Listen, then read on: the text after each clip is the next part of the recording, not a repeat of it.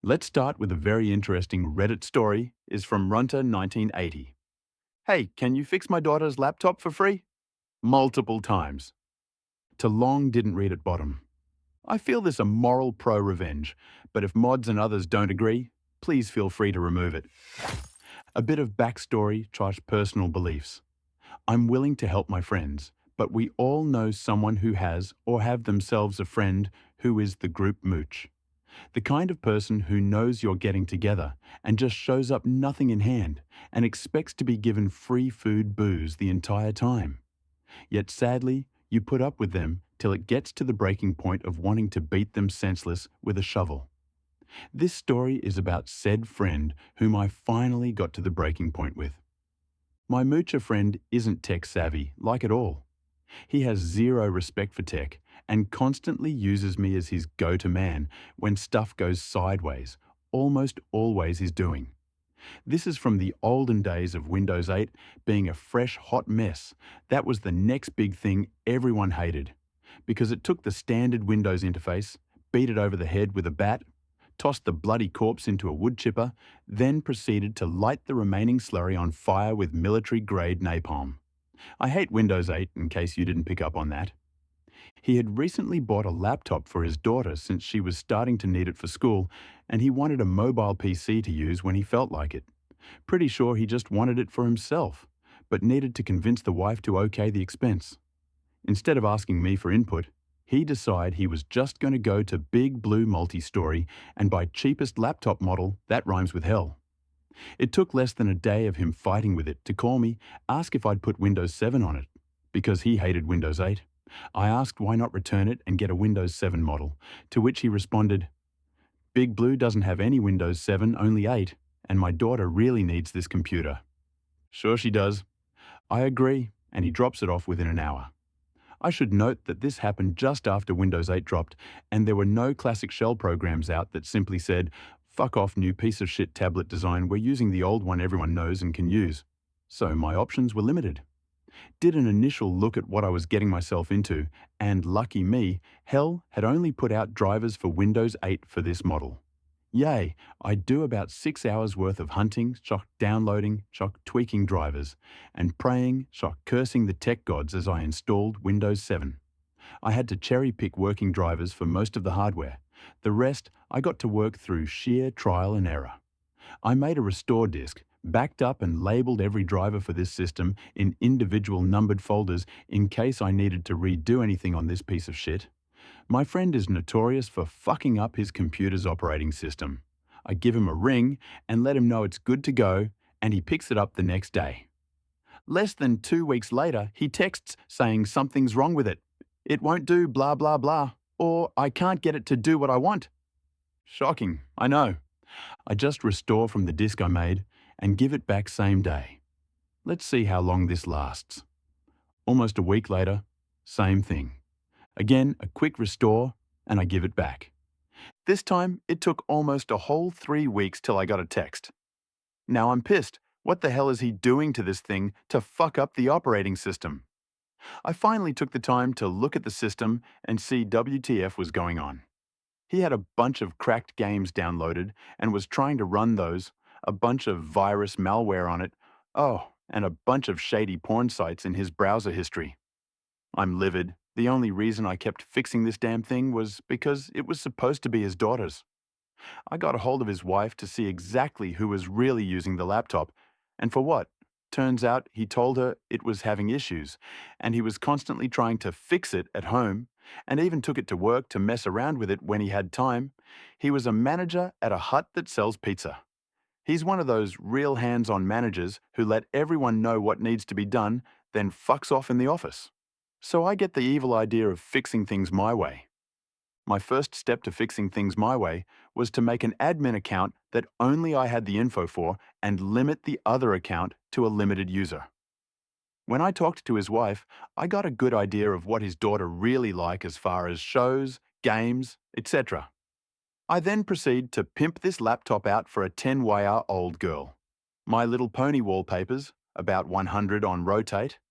The entire My Little Pony cartoon show stored directly on the computer, Bratz, Barbie, the works. I even redid the icons to my little pony theme and tweaked the user interface to be pink-purple coloured.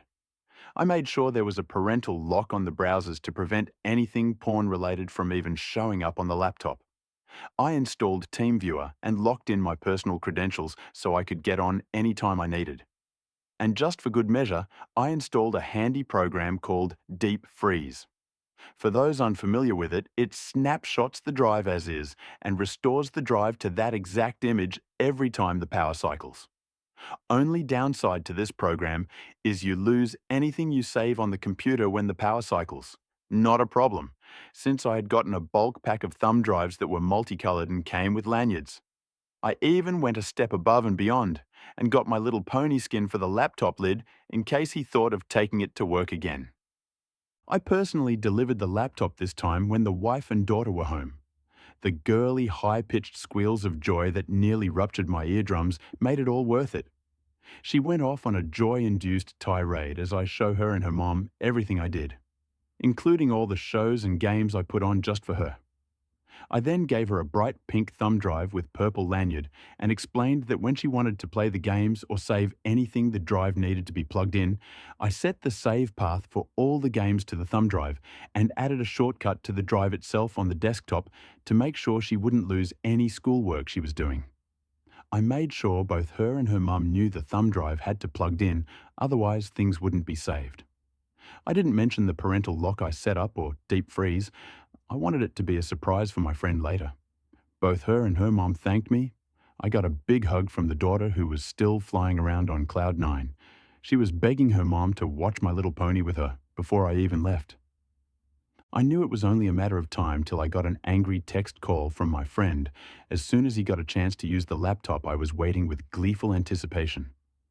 I had dropped the laptop off on Monday, and I knew he wouldn't get a chance to use it till Friday when he got back from a trip he took. Cut to Friday night, and I get a call around 8 p.m., which I ignore and let go to voicemail. I get 3 more calls every 5-10 minutes, which I also ignore. Then I get a bunch of texts which I ignored till about 11 p.m. when I figured he had ample time to try and fuck with the laptop to only be shut down at every attempt. I call him up with an especially snarky attitude, acting half asleep just to piss him off.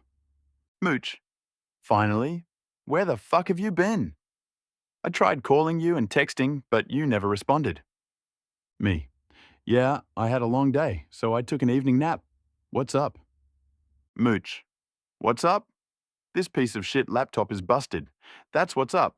I can't get anything to work right. I downloaded a game and tried installing it, but it says I don't have admin rights.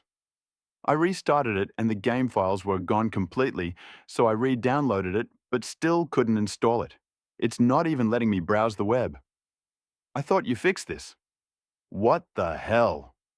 Me, calm down. I'm sure it's something simple. Let me remote in. Mooch? Wait, you can do that? Me. Yeah. I got sick of having to have it dropped off, so I installed remote software. Let's see. First thing I do is remotely restart the system. Mooch. It did it again. Me. What? Mooch. The game I downloaded is gone from the desktop. Me. Oh yeah. I put software on the laptop that restores it to a default setting. Anything not saved on an external drive gets removed. I gave your wife and daughter a thumb drive. Didn't they tell you it was needed? Mooch. No. What the hell? Why'd you do a stupid thing like that? Me? Well, I've had to fix this thing 3 times already, and I got sick of it. So I made sure anything you downloaded or tried to install would be deleted and blocked. You don't have admin rights, I do. Last time there was over a dozen viruses malware from your games, and the games you were trying to run would barely run on this laptop, even if you had legit versions. Mooch. What the fuck? Insert 15-minute rant I didn't pay any attention to because I don't care. Well, why won't it let me browse the web? Me? Are you sure? Let's see. I bring up Google and start browsing standard sites. Hit a few cartoon sites I favorited for his daughter. Everything looks fine to me. Could you be referring to the porn sites that were in the browser history on your daughter's laptop? Mooch? Me. Yeah, I thought so. See, Me being the upstanding guy I am, I turned on parental controls to keep web browsing safe for your 10-year-old daughter. The fuck is wrong with you? Mooch. But me. No, no buts. It took a lot of work to get this thing working for your daughter's sake, and then you use it as your personal play toy, which I had to fix 3 times. I'm done with your bullshit. I made it so your daughter can use her laptop when and how she needs. If you want to get your own laptop and fuck it up beyond repair, that's fine by me. No more freebies if you fuck something up being an idiot. If you think this is unfair, I'd be more than happy to let your wife know exactly what the issue with the laptop was, including screenshots of your browsing history. I don't mind helping, but you go above and beyond being a mooch a lot of times. Anything else you need help with? Mooch. No? Me? Have a great weekend. Click. Having spent over 18 years in customer service tech support, so I went a bit nuclear on him, but I had had enough of his shit.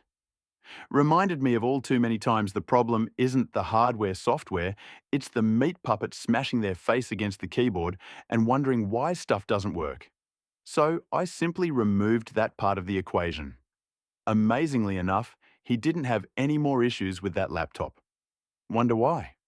Only time I was gotten a hold of was by his wife asking me to update some things and install some software the daughter needed for school, which I was more than happy to do. To long didn't read. Friend uses me as personal tech monkey for his daughter's laptop he keeps breaking doing shady stuff on. So I pimp it out in girly shows, shots, games, themes, and completely lock it down so he can't change anything without me doing it. He bitches me out, and I proceed to drop a bomb on him. OP's shady friend is a mean person who browses adult content on his daughter's laptop. This is a highly irresponsible behavior. OP did a great job by holding up a mirror to him, and OP's friend got what he deserved. It was very satisfying to see OP's friend ashamed of his actions. Kudos to OP. The next story is from revolutionary_ant209. My 850 revenge on my cheating, thieving ex. When I was at uni, I started dating this guy. At first, he was wonderful, dedicated to his studies, fun to be around, attentive, and always surprising me with things, working hard at his job, etc. Then, bit by bit, things unraveled. He started skipping classes. Then he barely bothered to go at all. Worse still, he never helped around the house.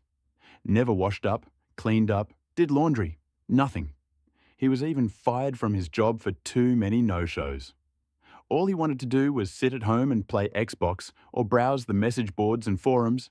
This was in the days before social media, when dinosaurs roamed the earth. This left me having to pick up extra shifts, sometimes double and triple shifts, all while going to class and studying. I later learned that this was a pattern for him. He'd be really dedicated to whatever he set his heart on, but then get bored and fall back into old bad habits. Then he'd find a new passion, and rinse and repeat. I knew I should have ended the relationship much sooner, but I held out hope that he would snap out of it, that maybe it was just exam stress getting to him. I desperately wanted things to go back to how they were, but it was not meant to be. I caught him cheating and threw him out. I was so stressed with everything that it wasn't until the next day that our joint savings account crossed my mind. There was a little over 5K in there, and bar a few hundred from him, the rest was money I had saved. I checked the account, and it was all gone. My ex had cleaned out the account and moved into a new flat with his side chick. I called the bank. There was nothing they could do. He was authorized on the account. I contacted the police. They told me there was nothing they could do since it was a joint account, so nothing criminal had happened. They suggested taking it to civil court, but said I'd probably spend more money than I got back in legal fees, so it likely wasn't worth it. My ex had stolen 5K, and there was nothing I could do about it. I felt like such an idiot. I got even angrier when I saw his posts on various forums boasting about his new game consoles, new games, new TVs, and gadgets. All bought with my money. I'm not usually a vengeful person. Petty on occasion, sure, but I've never wanted to exact revenge as much as I did right then.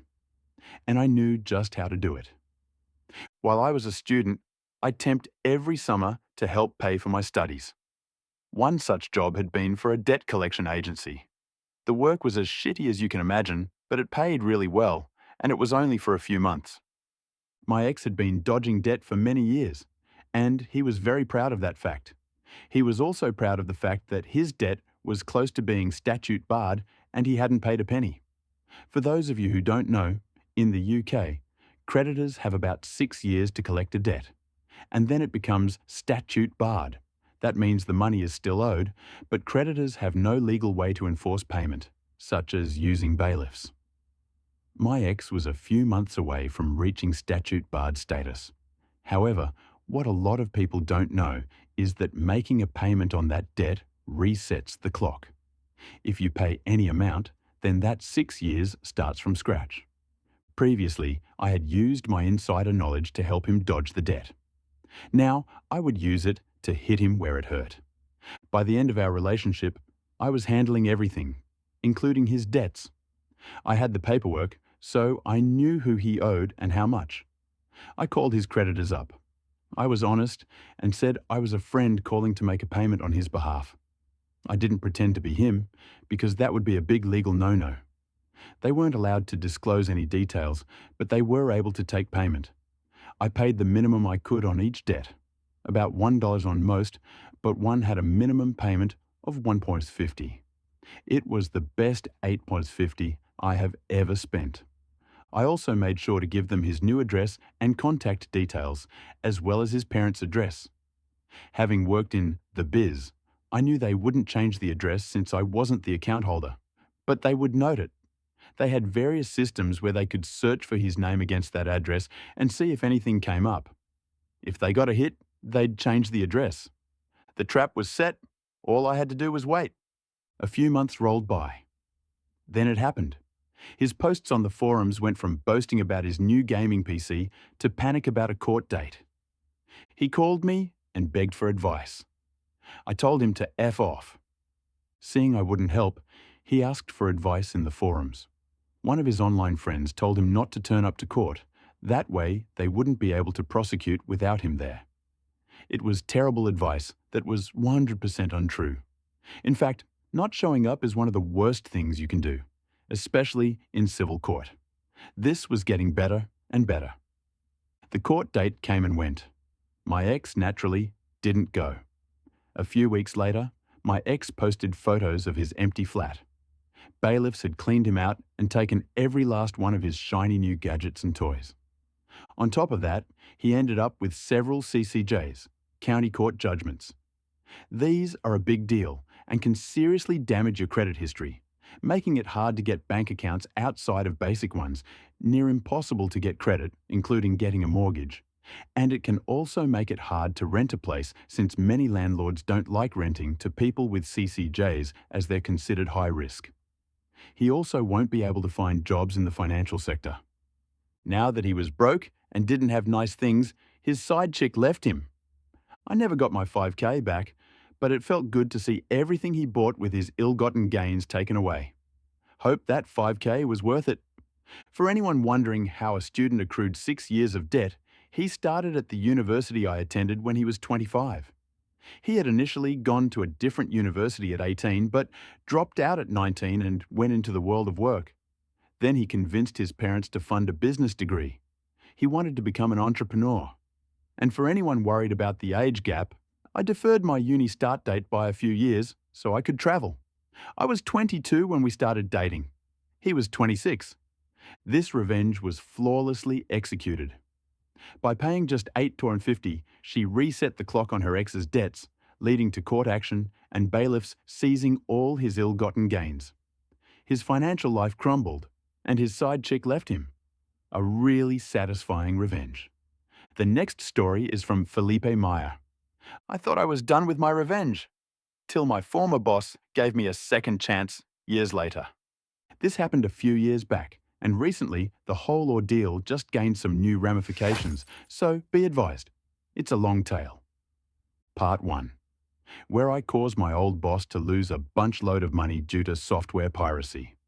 A little context, I'm a teacher with a degree in advertising and have been involved with IT for the past 20-something years, although I've found my love for teaching just some 10 years ago. I passed through a lot of schools in the meantime, from the big ones to the smallest ones, and accumulated a bunch of experience both in the classroom and behind the scenes, designing workbooks, video courses, learning platforms and such.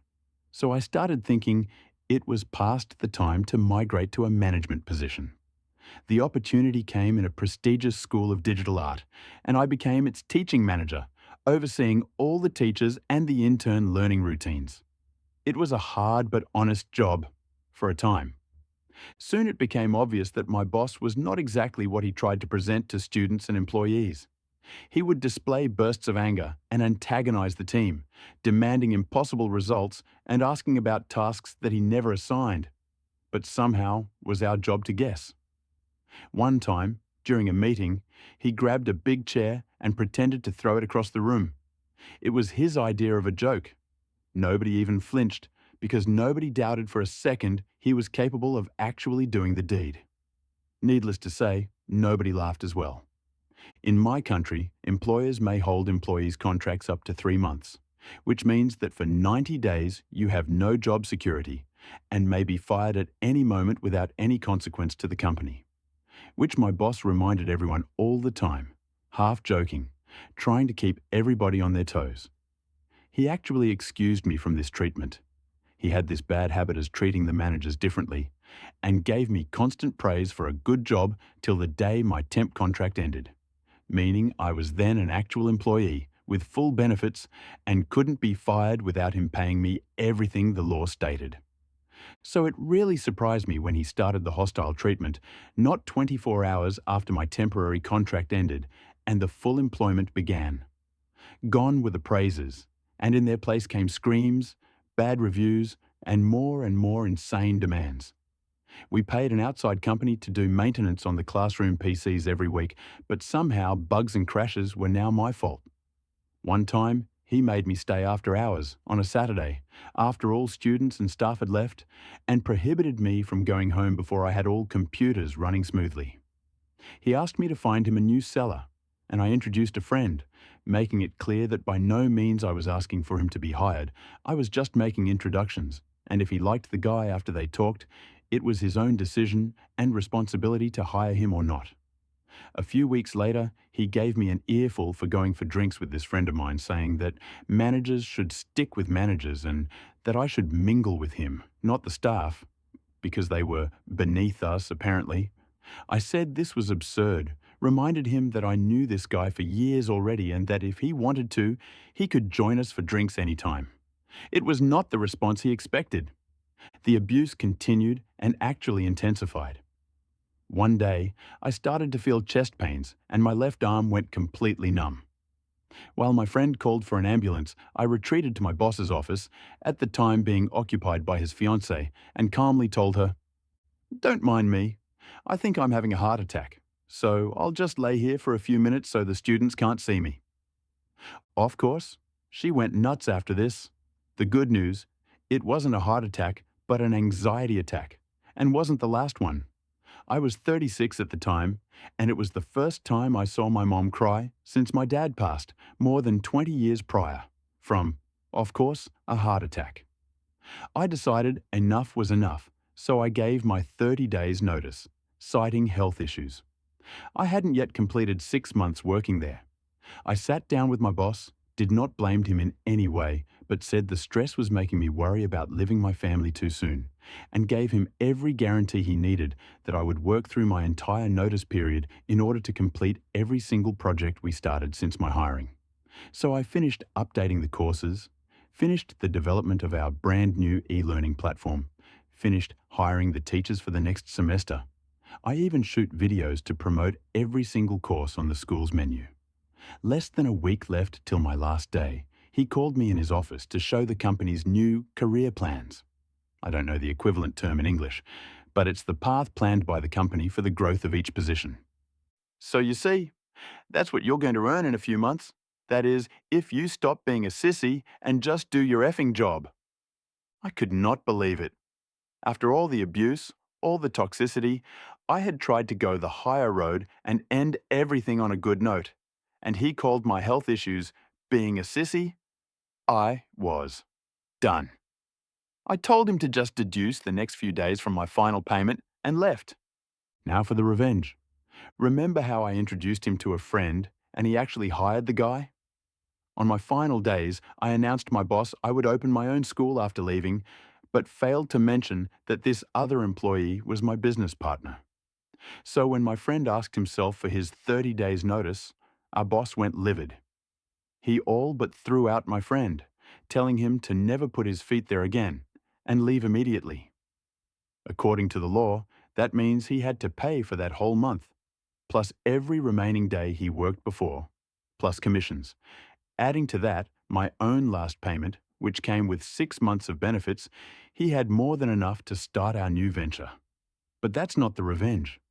He actually made us sign a sort of NDA with a bunch of illegal clauses, which made the whole contract invalid, preventing us from revealing any company secrets during or after our time with them, at the risk of being fined $30,000, around $6,000 at the time.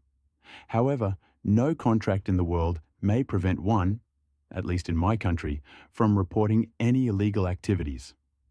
Which is why I did not worry one bit when I reported him and his school for having 50 plus PCs running on pirate versions of Windows, Office, the whole Adobe suite, Revit, Cinema 4D, 3ds Max, and lots of other very expensive software. Not long before this, a big and traditional chain of stores had gone bankrupt in our state for having to pay retroactively fines upon fines on Windows alone. So it's an understatement to say that the government was taking piracy pretty seriously at the time. It gets funnier when you realize that the reported person receives an email with the whole complaint, apart from the author of the report, the minute it is filed, so he can prepare his defense. His response wasn't at all unexpected. Some 5 minutes after our report, a similar email came into our inbox, reporting us for 30 unlicensed copies of Windows and many other programs. My business partner still talked to the finance manager on our old job and, knowing that our ex-boss would probably be right beside him fuming and screaming, decided to send him a picture of our only classroom, with no computer in sight. We decided to specialize in classes about comic book making, which dispensed computers, and whenever we would host a class that demanded it, we would ask our students to bring their own. A few weeks later, I heard that the whole remaining staff abandoned ship, leaving him with only an intern and a few teachers without permanent contracts. My former boss actually kept tabs on us and, learning that some of his teachers were contacting us to host special classes, started to blackmail them, threatening to terminate their contracts if they insisted on doing business with us, even though there was no exclusivity clause in their contracts. Some of them called on the bluff, and he had to pay another shitload of money on breach of contracts alone. Time went by, and I hear the guy is counting his pennies and struggling to keep afloat. He used to open full classes each 6 months, occupying every date and time available. Now, he hardly can fill a turn, started holding only night classes and not even every day. Half the week he closes his doors, not having enough students nor the money to pay employees on these days. Before I left, he had paid $40,000 on the architectural project alone to expand the business within a year.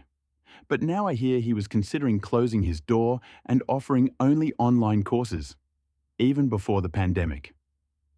And now for the part 2, where, years after my revenge, I made my ex-boss again pay a bunch load of money, this time on legal fees.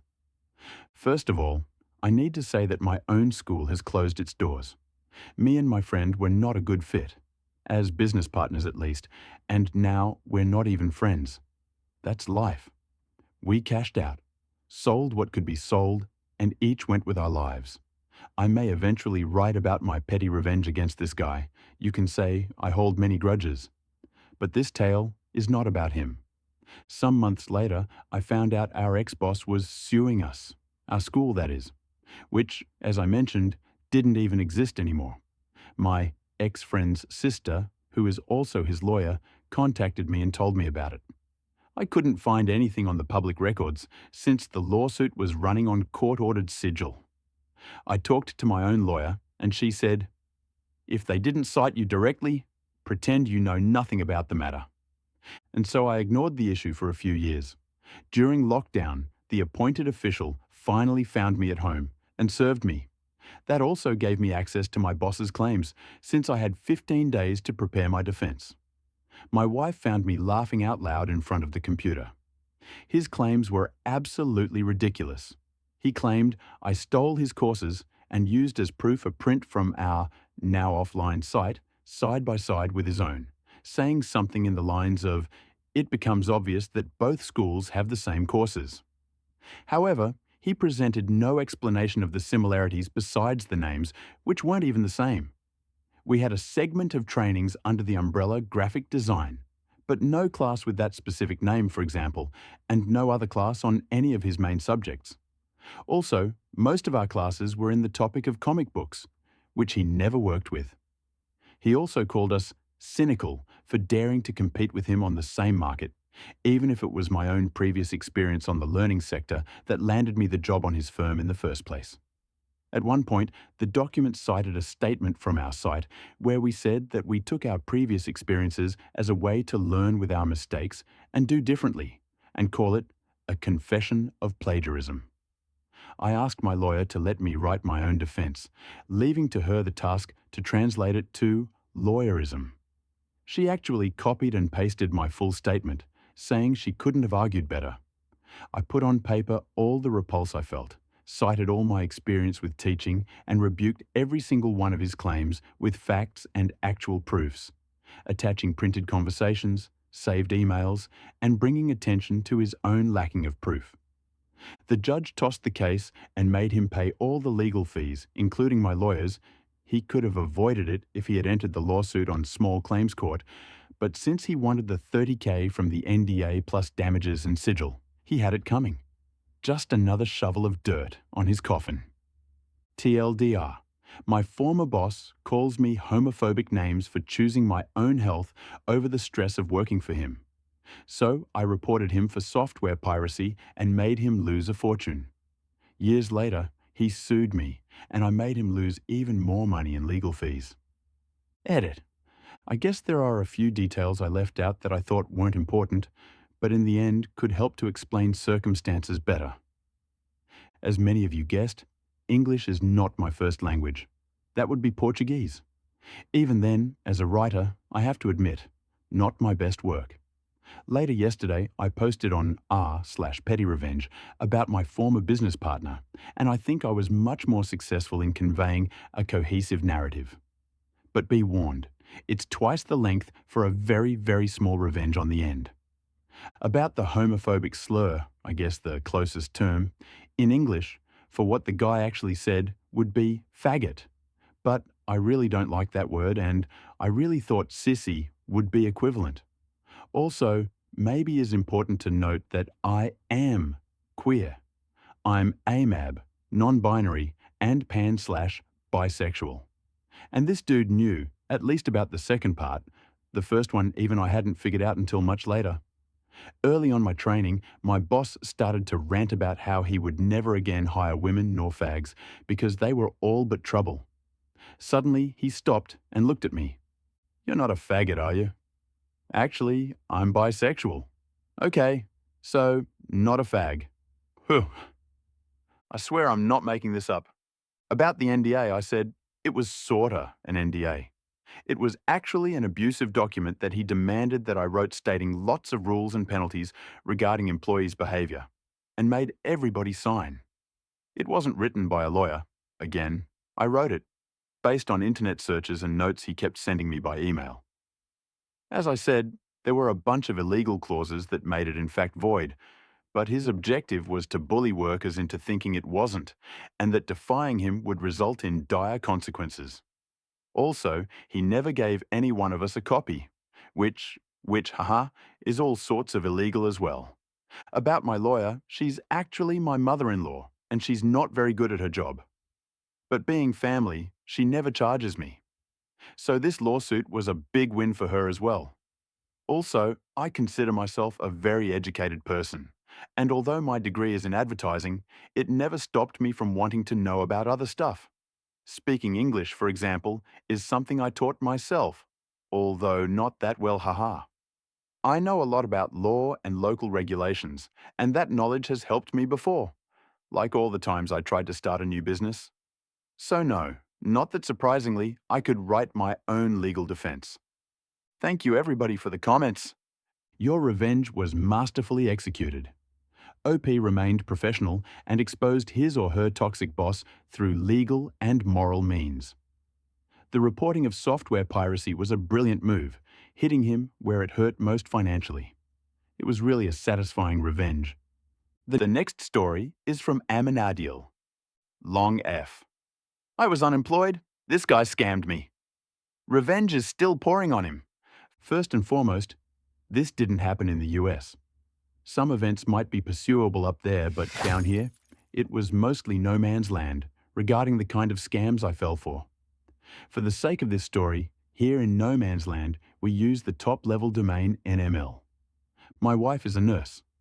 Back then, in the early 2000s, she worked in an ICU of a relatively exclusive and therefore expensive hospital. Specifically, she had to care for patients that had undergone cardiac surgery. At the same time, I was working for a small company that was going out of business. The owners were retiring, we hadn't secured any important contracts lately, and in my country, you have to pay for employees' severance, unless you file for bankruptcy. So they decided to shut down while they still had enough cash to pay our severances. One day, my wife calls me and tells me about this gentleman in his late 50s that had been in the verge of passing away, and after that close call, he was so grateful and stuff. We'll call him Benny Lowy. This gentleman happened to work in electronic imports, which gave him access to incredibly convenient deals. Long story short, he was so grateful he could sell us an LCD TV, a store demo unit that had been used just once, and we'd need to pay like 1/4 of its retail price, as long as we kept it quiet, because he was risking his relation with the brand. It caught me off guard. I said yes, and she paid. Anyway, the only TV in the house had been a wedding present and weighted over 100 lb. We were eager to replace it. I was naive, I know. But I thought, being her patient, she knew all personal data from this guy, so it seemed unlikely he would target her for a scam. His father was a known businessman. Now retired and approaching his 80s, Mr. Lowy Sr. was well respected in his community and wouldn't have let his son wreak havoc. Also, my wife had acquaintances in common with Benny's brother, a known doctor of another hospital. Christmas was approaching. She asked Benny, who had been already discharged and back home, for advice regarding the present she wanted to give me. A phone. He hooked her up with the best she could think of. Now, I can't remember the exact model, but it was the Sony Ericsson flagship, and it wasn't yet offered by local carriers. He had access to it because of his status as local representative for said brand. She went with it. Paid. The job position? I've said my employer was shutting down, so just for the sake of it, she asked Benny if he knew of someone needing an IT guy. Of course, he said. I'll meet your husband at this place tomorrow, etc. And there I was, in a gas station, uptown. He pulled over in a luxury car. Mr. Lowy was a normal-looking guy, used a cane, and had a noticeable knee or hip pain. We sat down in the Gist Station coffee shop, and he told me about a mid-management position, reporting to him in a mining company I had barely heard about. He coached me on what should I say in the upcoming job interview. We spoke about salary. I was dazzled. Wait, mining? Didn't you say he was into imports? He was that kind of guy you can't pause to question, because he'd already thrown something extra to the mix, and this position had a better paycheck than the one I was being laid off. In the next days, we had a few phone calls. Stuff looked promising. I had been already laid off. We agreed he'd pick me up on deck 24th, and he's introduced me to senior managers as the recommended help desk junior manager. I woke up extra early, put on my best suit. Waited in the front yard. Hours went by. I had planned to be back before noon to arrange stuff for that night's dinner, because my parents were coming over. After calling him repeatedly, he told me he had been assaulted and robbed. They took my cane and broke it on my knee, he wailed. Poor guy. I told him to forget about my interview for the time being. No, I promised you. I'll make it up to you. Of course, since he had been injured, he wasn't able to deliver the items my wife bought from him. That night, my mother asked me about the new job.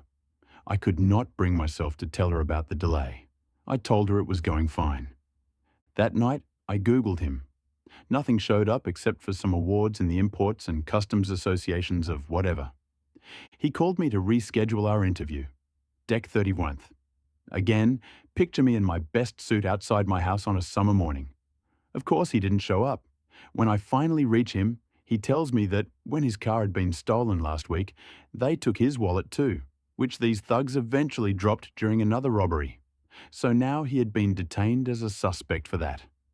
He hadn't been able to pick the imported electronics on the customs office, so they had them moved to another custody unit, where it would take a couple of weeks to retrieve. That night, we went to my parents for New Year's Eve, and my mother asked me for the new job. It's all fine, I said. I Google him again, this time with variations regarding his name or the supposed company he was setting me into. Not much showed up, nothing shady. The next call was like a week later. He told me that because he was being involved in a police investigation, this mining company had fired him. But this was actually good, because now I was going to be interviewed to take his position as IT manager. This meant double my former paycheck and securing a position that would be a leap forward in my career, so I don't ask many questions. I was just grateful. All those delays in the end would pay off. This situation, as you have already figured out, went on and on for weeks. My interview never happened. The electronics never arrived.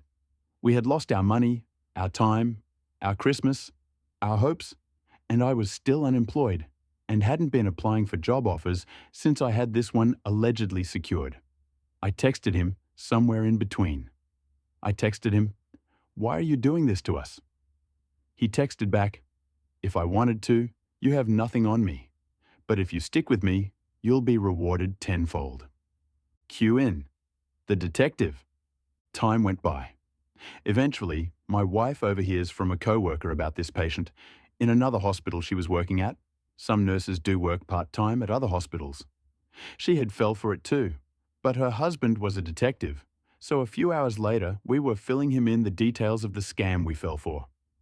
Asking around, he found a third nurse scammed by this guy. Soon enough, he was detained, this time for real, and admitted to have been scamming people due to an impromptu invented mild dementia.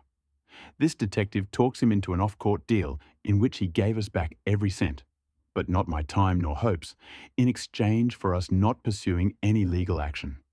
This was a decent deal because us, having failed to make a written agreement on any of these purchases, had at most a weak claim to our money. BTW, the money with which he paid us, he had to borrow from this father and some from his brother, the doctor. Remember, this didn't happen in the US? This agreement is actually completely legal down here. So, I made a blog. This part I rewrote to clarify events and consequences on our legal system. I couldn't go for any further legal action, but there wasn't a non-disclosure agreement whatsoever. And I thought, what could prevent other people falling into this scammer's lies? Well, perhaps some Google results? I was in a unique position to tell my story without risking a legal backslash, so I created a blog on WordPress.com. Think something like BennyLoeyTheScammer.wordpress.com. It was a single post in third person telling my story. The site's admin, me, of course, closing words were, "Has it happened to you?" In the following days, that post's comments had a dozen stories much like mine. For each comment that deserved to be a story of its own, with due permission from its author, I turned those to a post with a brief intro. A testimony from Javiera from X City. Each one eventually had comments and so on. Since civil action court filings, as opposed to criminal courts, are public in my country, you can dig into ongoing class actions and recent settlements. I found out 7 years later he tried suing the contact for WordPress, NML, our local fictional TLD, on the grounds of undermining existing, past, and potential activity for the plaintiff. I'd say that part is true. To this day, If you Google for Benny Lowy, that blog will be the first result. It has been for the last 15 years. The case, of course, was dropped, but he took it to appeals and then to Supreme Court. There is another entry filed under a different local court, promptly dismissed, and whose expedient closes with his lawyer apologising to Automatic.com for any past or future inconvenient related to this case, and whose verdict rules Benny Lowy had to pay also for the sued party attorney's fee. There is a third suit. It was filed by his former lawyer, to whom he hadn't paid for the former civil actions. I was tempted then and there to set a post on this blog saying, "If I wanted to, you have nothing on me."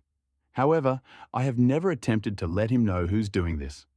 And you know, I feel sorry for him, but every time I consider taking the blog down, I log in again. Today, I did, after 4 years, and see he's still doing it. Those comments I turned into posts, of course. Even knowing that I'm legally covered, the fact that I haven't ever been contacted tells me he's done this to so many people we wouldn't know where to start. All of his victims or scam targets are people in a vulnerable moment of their life, or a rough patch.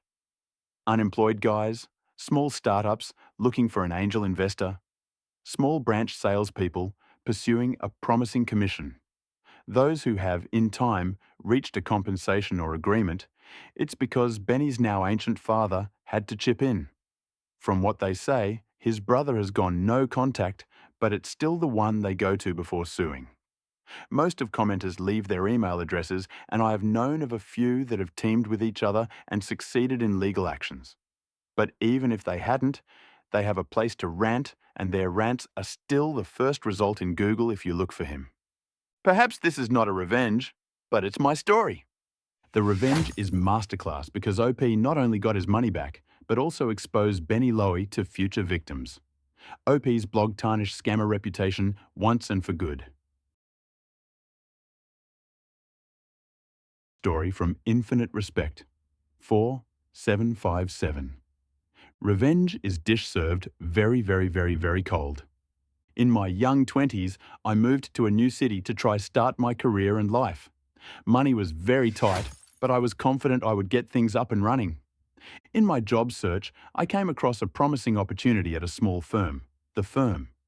Instead of offering me the job, the owner, said he would like me to come in for 2 days and work. If it was fit, they would hire me, and if not, they would pay for the 2 days. Money was so tight at the time that I figured taking the bus to and from the job was a luxury I could not afford, and walked an hour each way to get there. Money was very tight. I did good work both the days and worked very hard, but it was not a fit. The owner then tells me, "I know we said we would pay you, but it's just too complicated to set you up for just 2 days, so you will just have to be happy you got the experience with us." The way he acted really rubbed me the wrong way. I was mad as I really needed the money, but as I was trying to find a job and I figured it was not in my best interest to make waves as word may get around, I was difficult. I did, however, decide that someday, some way I would get my revenge on the owner. I did find a good job that led to great career, but I always kept tabs on the owner, looking for the time and place to get some revenge, and even a few times considered some more juvenile methods. Just short of 20 years passed, and now I was very senior in my chosen professional, but instead of working for a small firm, I was a leader in a very large national company that hired firms. As it turns out, we had a large contract come up that I was the lead executive on the procurement team in the area the firm operated in. Things have changed a bit over the years, but bidding on these contracts was at the firm's expense at the time back in the early 2000s. However, to safeguard them from wasting too much money, the bidding would be in stages. Well, sure enough, the owner and his firm put in an exploratory bid. They were not perfect for the job, but they could actually do it, so I assisted in them moving to the next stage, and the next stage, and then the final stage. The easiest thing I could have done was shut them down right away and got a bit of revenge, but they were qualified, so I did not do that. There was some risk to letting them go through to the end, though. Though I was the lead, it was a team decision, and to be honest, if they had the best proposal, despite my thirst for revenge, I would vote for them. The proposals and presentation came in, and luckily the other firm was a bit better, and we went with them. Normally, the executive lead didn't deliver the bad news in the bid process, but I volunteered to take on the call, and that was my little dose of revenge. It was fun to call the owner, who had no idea we met 20 years ago, and tell him, "We were impressed with your proposal, but it is just not the right fit. I know you must be disappointed to not get the contract, but at least you got great exposure to our process." I know I should have used his own words from 20 years ago, but I could not bring myself to do it. The firm must have done about 200 hours of work on their proposal, so I figured that was payback for my 16 hours with 20 years of interest. The revenge was a masterfully executed, and of course, OP played long. After 20 years, OP delivered the perfect blow by wasting the owner's time and effort. It was perfectly executed, subtle, and satisfying. The next story is from Brigadoon Rose Fall. Farm folk versus city crew. Hello all. My nieces and nephews have decided I, as the cool auntie, must master this thing called Reddit with stories of my youth. I hope you all enjoy seeing the story written out as much as they've enjoyed hearing it over the years. To start this story, I need to explain a bit about where it happened. My grandfather owned a 150-acre plus forest campground property with over a dozen buildings on the property. These buildings ranged from the common rooms, ceremony hall, barn, 18 different cabins, and a few other buildings one might find on a beautiful campground. This was used as a venue for all sorts of company retreats, wedding events, camps, or getaway. Anytime a camp was run that was used horses, my grandpa enlisted the help of the grandkids. He had gotten his fill of screaming and shouting kids or excitedly shrieking women or men who thought they knew best when it came to horses by the time I came along. One event happened when I was about 11 years old. I was helping out with the Girl Scouts guided tour on one of the trail rides when I noticed the smell was wrong in the air. I had us all turn back while the den mother tried to harp on about how I was cutting their trail short. I lied and said one of the horses had a bad limp and we needed to turn back right away. All of the girls were worried about the horse in question, and the rider offered to walk next to her horse all the way back. I said he'd be okay, but we needed to turn back now. Well, when we made it out of the thick forest trail, where the trees weren't blocking us in, we could see what made me and the horses so uneasy. Smoke. Loads of smoke was coming up the mountain. The worst place for a fire to be is under you on the mountain. I knew the property. I'd grown up riding and climbing all over it. I ordered everyone to give their horse their head and let them bolt back to the barn. The barn had a large open arena that was just plain dirt. It would last until we could get them down to the fire station. I let everyone ride hard past me. These girls were barely clinging to their horses, and I was worried that someone might fall off if I was completely honest. Well, we made it back to the arena without any real issues. A lot of the girls were crying. One of my older brothers assured us that everything was all right and told the girls they would be earning a few extra badges today. They'd sign off on them and everything, which got the girls to brighten up a lot. Now, the fire hadn't spread too far onto Grandpa's property just yet.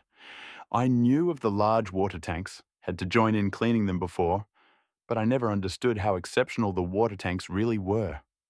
That day, I got to see my grandpa's water storage almost choke an entire forest fire. The 5 small tanks, 30,000 gallons, were accessed at key spots with the fire department. The 3 medium tanks, 65,000 gallons, were put onto a sprinkler system that absolutely soaked everything on the property, turning it to a thick mud. Even the gravel and cement pathways were covered in mud. However, the 2 large tanks, 120,000 gallons, were being used with the firefighting helicopters. To a child, it felt like you were in the middle of the war zone. I was scared as I tried to keep the Girl Scouts and the horses calm when the firecopters flew overhead to refill at the main large one. By the end of it, the fire was out. The Girl Scouts got 5 badges ranging from fire safety to leadership, and everyone was safe. The cleanup for the fire took 2 weeks, a lot of pressure washing, and a lot of backbreaking labour. Now, on to the main reason I'm here, to tell the story of petty revenge. On Grandpa's property, there were beautiful trails, a gorgeous vista that had almost no light pollution, and plenty of reasons to hike, explore, and book us for events. Grandpa was protective of these venues spots because if he allowed people to walk freely, people wouldn't pay for the use of them. So he made sure to follow the letter of the law, marking it as private property, and would chase people down if they violated it. One person in town hounded Grandpa for use of the property for free because Grandma attended the church. She demanded Grandpa give them free use of the property for every book study, every little event. However, she wanted to charge an admission that would go right back into the church that her husband was one of the pastors too. To say Grandpa did not enjoy this money, grubbing woman was an understatement. He wasn't a church-goer, but to keep the peace with his wife's church, he would host free events once a year or so for this church's youth. A free event to come up, be fed for a 3-day weekend, interact with the horses, go on trail rides and go fishing in the river or in the big pond on the property. He would host 3 a year for the children in the valley, depending on their age. He would also enlist his kids and grandkids to help out with the events to save on costs of running them. Well, after doing this for 5 years, it came out when I went to the church that she had been charging families almost $300 for the sake of going to the church. I had gone with my oldest brother, who they assumed was my dad, and tried to sell him on the event. My brother's face went red, and he asked for further confirmation on the dates and the event itself. He agreed to think about it, and the woman went on to badger another family. They offered sponsorships that allowed the kids to go up for a discount too. She was squeezing every last penny out of her fellow churchgoers. My brother and I had been there to talk to the head pastor, not this woman's husband, about him visiting our grandmother since she was bedridden due to her old age. Mid-sermon, though, my brother stood up after whispering to another woman to ask if the one hosting the service was the husband to that woman or not. When she had confirmed that he was, my brother stood up. This was not our church. No one here knew us. My brother had a voice that could fill up a space while talking at a normal tone, so when I heard him suddenly speaking after standing, I was surprised myself. You can imagine the look on over 200 people's faces as a stranger stood up and interrupted a sermon. Brother, I'm surprised you're able to stand up on that stage and speak of honesty to these people. You and your wife are crooks and thieves. You've been stealing from them for who knows how many events. I'm curious how far down the rabbit hole your theft goes. Pastor, excuse me, sir. What are you talking about? Brother, my grandfather runs the horse camp all the kids are attending this coming weekend. He's never charged any of the kids or their families a cent for using it. He knows how hard it is to attend fancy camps. He had to pay for all of his kids. He hated having to come up with so much money all the time. He hosts a free event for the kids. His grandkids help him run the event. I should know. I'm the stable master during the event. You could have heard a pin drop. The pastor's face turned a few shades of red, and then a woman stood up a few rows back from us. Woman, what do you mean he doesn't charge? This woman looked ready to breathe fire, and I noticed this woman had 5 children with her. She looked ready to start a riot as my brother nodded. Brother, my granddad knew firsthand how hard it was to come up with funds and how much going to different places affected his kids and helped them grow. He pays for their food, he lets them use the horses, has his family teach them about horses and, hey Daniel, remember me? One of the older kids had been staring at my brother from this woman as he confirmed that my brother worked at the event. Everything broke out into screaming and shouting at that point, and it took us hours to sort everything out. The pastor's wife had gone missing during this screaming match. It came to light the pastor thought his wife, who headed the organization, would give all the funds off to my grandpa. She never put them into the church even. Things got a little crazy as everyone realized she was gone and the weight of the scam she'd pulled off on them. Each event hosted around 20 to 25 children. People would donate money to help get the kids of families with less funds there too, so we're not sure how much under-the-table money was given for that goal. But we do have an estimate on how much she got away with. $105,000 was the estimated she got away with before vanishing into the night. To say it was confusing was an understatement for me. I just wanted to go back home and keep an eye on the horses.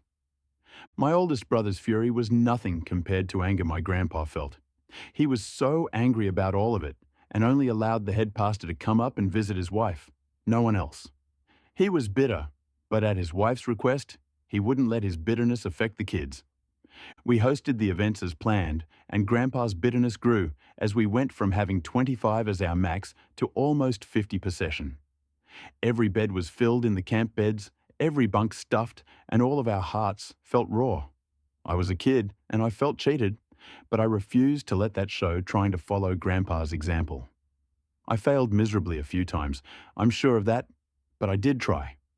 Well, now we're on to the revenge part of the story. All of the above happened in the lovely era of Internet is a thing. How new! Grandpa had his venue listed in the yellow pages, if that dates us at all.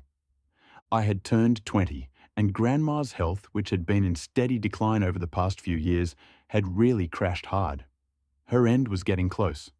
Grandpa asked me to help with her and the events going on, because he was in no way ready to visit with people at all. So I balanced taking care of her needs and Grandpa's needs with running the venue through the booked events. On the website I removed all the information and wrote a message that stated, due to current conditions, only previously booked events are on the schedule. Thank you. We'll be up and running again after the events conclude. It was the nicest way I could think to put, my grandparents aren't able to handle people at the moment. Please leave us all alone. Well, while in with the pastor in town after tending to things for almost 5 months, my truck broke down. Unfortunately for me, the auto shop needed a part from another city and it would take a few days to get there. I asked a family member if he could tow me to the shop over there, and he offered to have his wife drop off their car so I could get back to work with Grandma and he'd take care of my truck. I politely refused. I desperately needed a break. Even just a ride to another town 30 minutes away would get me away from the suffocating feeling with them. They agreed and took me over to get my truck fixed. Now, the shop owner said it would be about 3 hours to fix it and I could wander around town. I told my family member I was good, he could head out and I'd call if I needed more help. He gave me a hug and told the auto shop he'd pay for the repair. I needed a break and I appreciated that. Family helps family is our family creed. So I got to wander around a town I never really got to, trying to find a good place to get some food for lunch. When I made it to a restaurant, I noticed a very well-made flyer in a window. It talked about an upcoming meteor shower and how beautiful it was going to be. It reminded one about how the next town over's light pollution was going to eclipse the beauty of God's sparkling show. It talked about an event being held up on the mountain where parking would be $20 for a breathtaking view of the sky, weather permitting.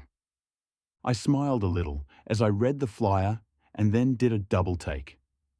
The flyer was boasting about a certain vista, a vista only available on Grandpa's land. I wrote down all the info on the flyer and told myself I would call as soon as possible. I went into the shop to get food and wondered if I'd messed up and completely forgotten an event or not.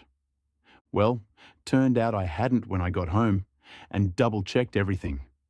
We had parking for maybe 40 cars max, so I was curious where the cars would be parked.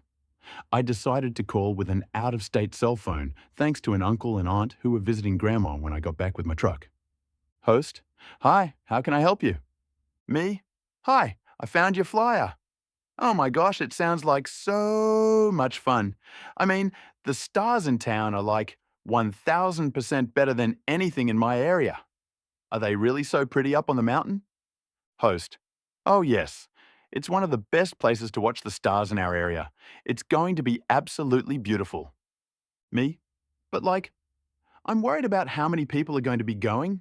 Parking us, my car's not going to I don't know, end up with dirt on it, is it? Host: Oh, no worries about that. We have premium parking for $40, but the $20 is parking in a pasture. Me: The entrance fee is by car. Do we need, another type of fee? Host: Oh yes, a $5 fee per person will also be needed. Make sure to bring cash for parking and your entrance fees. We'll have food carts too. I was shaking at this point in anger at this woman. I had checked the schedule and I knew no event was going to be happening. The campground had been abandoned a bit. All of the horses moved to my cousin's place at the base of the mountain, and I was taking care of Grandma and Grandpa at their cabin on another property on the same mountain, closer to the hospital and all. Me? All right, I'll be there. Thanks so much. I hung up after the goodbyes and started to shake in anger. I knew the property was closed down and we'd had issues with someone breaking into the property. I had been trying my best to manage the events, the venue, and Grandma and Grandpa. She had mentioned that a pasture would be parking for everyone, and I wondered which one it would be. Then I realized it was time for the soil to be tilled and smoothed for the horses. I also realized something that I could do that would be wonderfully evil. I asked my visiting family if they wouldn't mind keeping an eye on Grandma and Grandpa, and I sped off to visit a family member. This particular man had married one of Grandma and Grandpa's daughters and adored the family and worked as part of the fire department for our area. I came in with all the information I had and told him my plan. I signed the documents and he put the information away at the back of a drawer and gave me the okay to go with my plan. I tilled the pastures, all of them. I churned up the dirt and then smoothed it out, making it look like such an inviting slab of land to park on. I then left all of the gates wide open. I didn't want anyone breaking locks, and I knew this was going to happen one way or another. Now, if you've ever tilled the soil, you know the ground is soft. That's what plants need in order to grow. Hard soil will kill your plants almost as fast as overwatering a crow's. The day before the event, I was in the main parlour getting some water when I noticed a car coming up. They sped up, and who stepped out but the pastor's wife I'd seen all those years ago, and another woman from the same church. It dawned on me then that this was a con they were using, and I wondered how many times they'd used the campgrounds before. I saw red. I hid and watched as they knocked on doors, checked all over the place for any signs of life, and then started to talk excitedly as they sped off. I made sure my grandparents were well looked after as I kept lurking in the campgrounds and waiting. They came back the next day, the day of the event, and brought a line of porta pots, a hand-washing station, and a few food vendors that got set up. They turned on the footlights to the wedding vista, and I felt my blood just about boil. I could have called the cops then for trespass, but I had a much bigger plan in my mind for these nasty women. I waited. I waited until I saw cars lining the pastures. 3 pastures worth of cars. The driveway crammed so tight with cars that I was amazed at how many fit. The gravel drive was even being used, and so was the cement area by the barn. I hadn't realized how big this event was really going to be, and instantly started to worry about my plan. There were so many people, but I had followed the letter of the law with help from my family. I had posted the private property and the closed for maintenance signs up all over the place. I was so nervous as I saw so many people going up the path, but resolved that my plan was foolproof. When the food vendors turned off their lights, I knew it was time. Everyone was blocked in and up at the vista. I started with the pastures. That lovely soil plus the sprinkler system quickly became a muddy sinkhole that stuck all the cars up to the tires or doors. I went all out. I turned on every fire sprinkler on the property. I knew the vista was getting a proper soaking too. Everything was. I had started with the pastures first, and with sprinklers that could douse a fire, it did everything I remembered as a child. It flooded the pastures. It made the driveways impassable. It washed out part of the road for anything other than off-roading trucks or vehicles. With over 100 cars in the pastures, I was gleeful as I heard people coming down the path. I shut off the sprinklers after 10 minutes, while everyone tried to figure out what was going on. People were calling the police, emergency services, screaming, and confusion everywhere. The 2 women's car I had taken great delight in letting the air out of the tires and adding extra water under. The car was sunk pretty deep. Well, my work was done. I hiked out and down the hill and left to go back into town. The police made it up by the time I'd already gotten back to Grandma and Grandpa's place. I was found there, and family vouched that I had been there the entire night when the police showed up. I explained to the police I wouldn't be caught up on the campground tonight, especially not with a fire safety test going on. We were to test the water tank's pressure by running them on an automatic timer for 10 minutes and then measuring the water missing from the tanks in a few days when things settled and were passable. They wanted to know about the event, and we said we weren't hosting any events at all. Why would we, when we'd told the police department almost a month prior the campground was closed until further notice? The two women who had hosted the event were caught and charged with trespass and a whole mess of other things, including reckless endangerment. The firemen produced the permit too, to test the fire tanks. After all, they were paramount to the running of the fire department. They had 2 helicopters that would fill at those stations after all, and they needed to make sure that each pump could push out 100 gallons per minute after all. The women had to pay for tow services, damage the towing caused to the property, hotels and inns for the people who were stranded and didn't have someone else to come pick them up, and a ton of legal fees. The woman from the church had been wanted for her previous crimes and had been living at this woman's house, helping her to run similar scams all over the country by using out-of-season abandoned properties for their scams. I don't have too much information on the end of it all because, unfortunately, at the time it was wrapping up, Grandma passed away. I do know that all profits from the scams had been sunk into fixing the damages and repaying for the crimes. It cost a lot to dig out the cars that got stuck in the mud. I hope you all enjoyed my tale of revenge. I did not expect it to be so long to write up, but then, when I tell the story to family and friends, they all know the campgrounds, so I don't have to go into that. The revenge was really cool and satisfying. The scammers got what they deserved. OP and her brother did a wonderful job by exposing the scammers who were using their grandparents' land to earn money in the name of religion. The scammers looted hundreds of thousands of dollars from the scam, but in the end, they learned a bitter lesson when karma hit them hard. Great job, OP. Pro-revenge story from Ancient_Ice. Make my co-workers cry. I will help karma turn your life upside down. Backstory. I worked at this hotel for over 2 years and was one of 2 people left that went through the training when our hotel changed hotel franchises. During this training, we were told about certain rules the company had.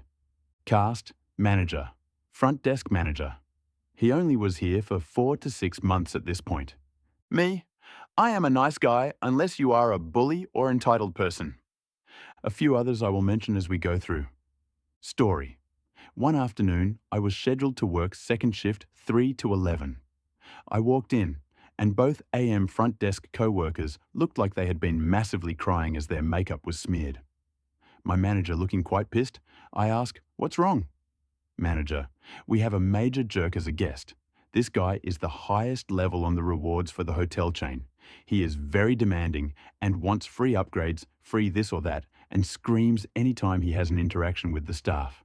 This guy has made every department call me complaining about him. Now this guy just came to the desk and screamed at these 2 co-workers until they both were crying. These 2 ladies were fresh high school graduates and were very sweet and innocent people.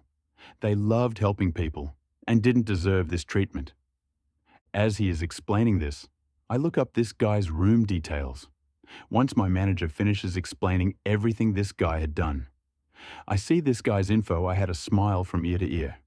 I reply, "Didn't you see he is an employee of a different hotel?" Manager, "Yes, but so what?" I replied, "First off, while you travel as an employee, you are required to behave and be respectful. It is in the fine print on the discount form." I grabbed his form and showed it to the manager. Failure to be respectful can lead to having your employee discount suspended or permanently revoked, and even get you terminated. You need to call this guy's hotel and ask for the GM, then explain to him who you are and what this guy is doing. I look up the hotel phone number and call the hotel, and then handed my manager the phone. Manager, after his call ends with the GM, he has an evil and satisfying smile on his face. His GM is steaming mad after I described all the stuff this guy has done. Main switchboard phone rings. I answered, "Hello, thank you for calling hotel name. How may I direct your call?" Caller, I want to speak to entitled Jerk's room, please. I replied, absolutely, sir, have a nice day. Transfer the call and looked at my manager and saying with a sarcastic tone, someone wanted to talk to entitled Jerk G, I wonder who that could be. Manager continues, after he stopped laughing. The GM gave me his personal cell phone number and said, if I have any more issues at all, to call him immediately. I am leaving the phone number next to the switchboard. If you need it, call him. I told manager, your revenge is done. Now for my revenge. Manager wide-eyed, oh crap, what are you going to do? Me smiling a very evil smile. You'll see. I pick up the phone to make a call. Hello, Hotel Rewards customer service. Yes, I would like to report someone using reward account while using employee discount on his stay. Customer service. He can't do that. I replied, I know I am calling to report him. I gave her the guest reservation number and rewards member number. I continued, I bet anything if you dig through this guy's history, you will find all his stays are probably at employee discount. Customer service. I am starting a ticket to have this guy's account investigated.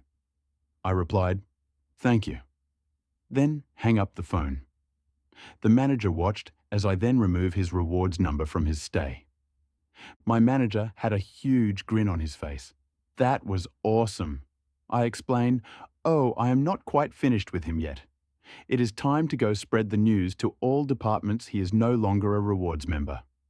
I made a new key for his room without concierge access. I walked around to every department. As I explained why I was stopping by, everyone had the same reaction as soon as I mentioned the guy's name. Oh God, now what about this asshole? I finished explaining how he was no longer a reward member, and if he gives anyone issues to call the front desk immediately, and his GM already probably tore him a new one just a minute ago. Everyone was so happy at this news. I finally went to the concierge room, used the guest new key to void his current key. Then I walked into the room and explained the information to the evening concierge. She cringed at the mention of his name, after explaining she would not have to deal with him again, and asked her to leave the morning person a note about this guy not allowed in the concierge room anymore. She was very happy. While I was gone, evidently the manager explained what we did to the 2 a.m. front desk ladies. The minute I got back to the desk, both my front desk co-workers all came up to me and gave me a huge hug and thanked me so many times. Manager to me after the other co-workers went home. Do me a huge favor, please. I replied, sure, what's up? Manager, if I ever piss you off, please come tell me so I can fix the issue. Later that night, entitled Jerk comes to the desk hat in hand, politely saying his key doesn't work. I replied, oh, so sorry about that, let me make you a new key. In the best fake smile I can muster. Aftermath. Next day, I check his rewards account and it is now suspended. Check back next week. Sorry, account number not found. This revenge was the perfect blend of justice and karma. The entitled guest, who terrorized staff, was brought down by his own actions. With one call to the GM of the guest, his perks were stripped off and his reputation was completely shattered. The next story is from Sloppy Ice Cream. Pro-Army Revenge, par. Is par for the course. Edit, dear reader. I spent the majority of my career in Special Operations Forces, SOF. I carried a gun, not a pen. I am not a writer, nor an editor. I am not forcing anyone to read this saga. Dear reader, I had an illustrious 21-year career in the United States Army, USA, which miraculously concluded with an honorable discharge. 21 years and 14 combat deployments produce a lifetime of stories.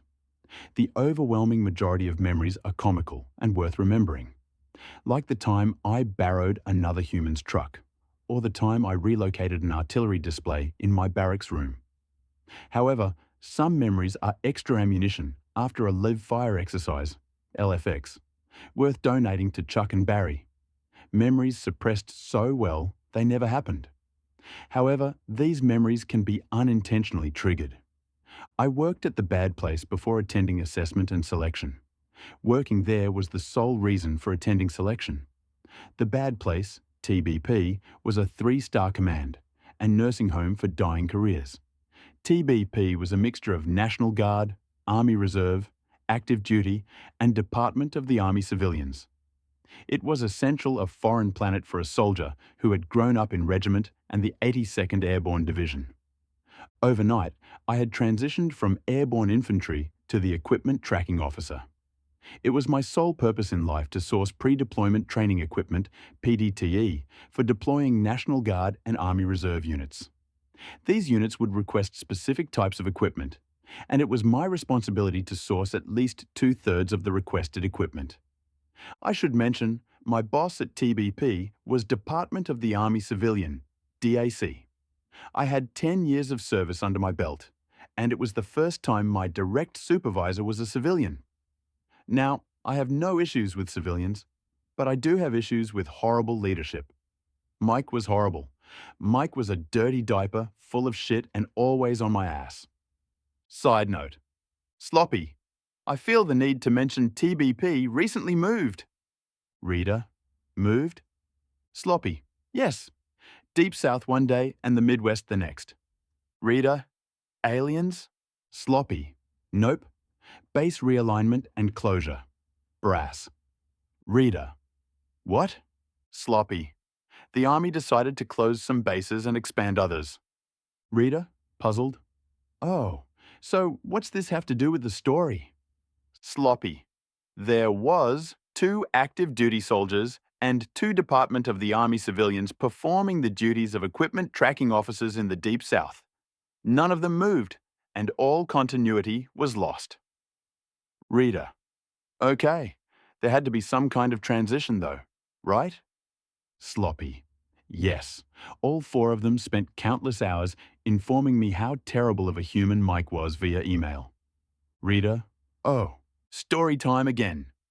Dear reader, I had no earthly idea what my job was or how I was to perform it initially. Making matters worse, I would quickly learn Mike had no earthly idea either. Mike only knew what Z, final product, looked like and was mentally unaware of the other 26 letters in the alphabet. Mike was less useful than blinker fluid and football bats. Fear not, dear reader. It only took 3 months of working from 0500 to 2300 to garner a nascent understanding of my roles and responsibilities. Thankfully, I had wonderful counterparts at sister organizations. Furthermore, they were all equally aware of how useful Mike was. Fast forward 4 months. The section was still composed of exactly 1 sloppy. I was 25% of the total allotted manpower performing 100% of the duties. If you wait until the last minute, it only takes a minute, was my battle cry. Life was grand. I had developed standard operating procedures, SOPs, and automated matrices to assist me. I was even starting to catch errors from the department that validates equipment requests. Note, remember, it was my duty to source 2/3 of the equipment request. I had a very unpleasant one-way conversation in August of 2011. Captain, CPT, Richard Cranium was requesting I provide 3 Rhino buses for training.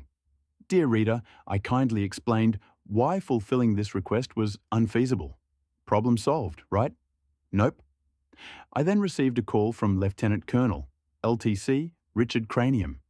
I then received a call from Colonel, COL, Richard Cranium. The issue quickly became a self-licking ice cream cone of chaos. Ring, ring, ring. Sloppy. The bad place. G4 equipment. Tracking officer, this is rank Sloppy speaking. How may I help you, sir or ma'am? Caller. This is Major General, MG, Richard Cranium from the California National Guard. Side note. Civilian readers, the Major General is the boss, dickhead, for all National Guard soldiers in the state of California. Sloppy does not get calls from general officers, GOs. Ever. Sloppy. How can I help you, sir? MG Richard Cranium. Angry. I am calling to inquire as to why you will not fulfill our equipment request. Is it not your policy to provide 2/3? Dear reader, I was now a bit agitated. I had clearly explained the issue to the company commander, battalion commander, and brigade commander.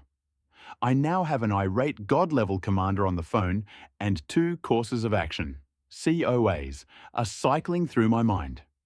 I could kindly explain why this request was absurd, or I could go full regiment sloppy. Slot machine sloppy. Pulls lever, wheels spinning, still spinning, regiment sloppy. Sloppy. Sir, I clearly explained to the previous commanders why I cannot fulfill their request and provided other options.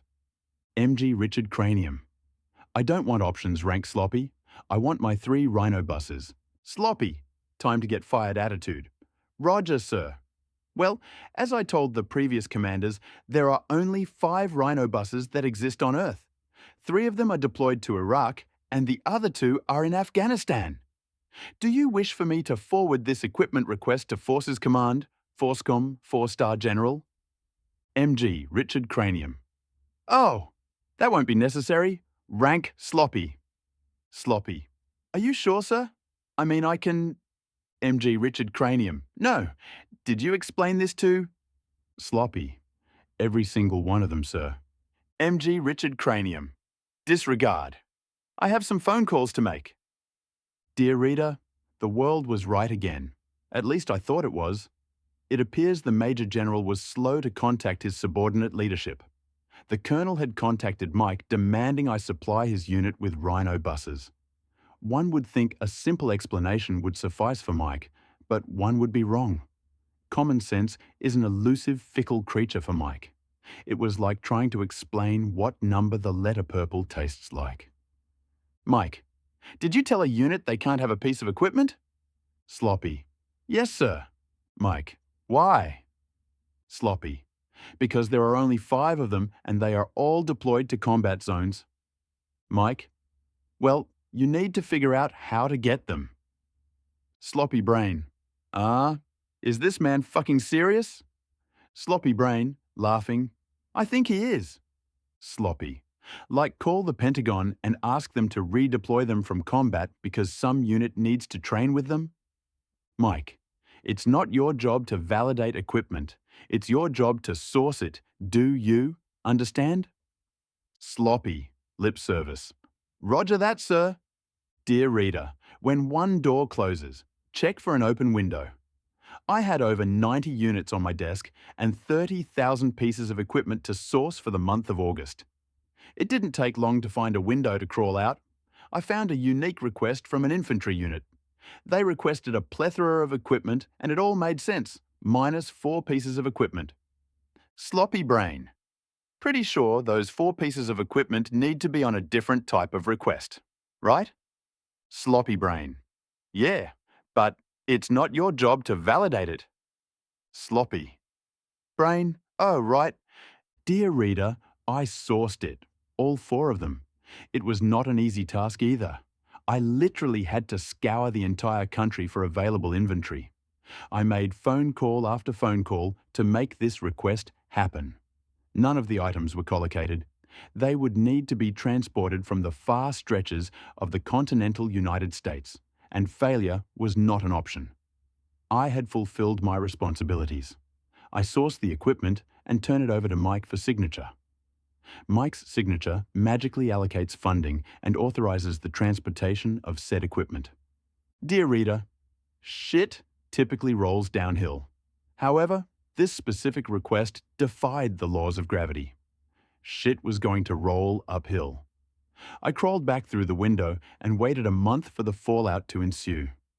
Truth be told, due to my heavy workload, I had forgotten about my magnificent accomplishment. It was another horrible day at work until I received a magical phone call.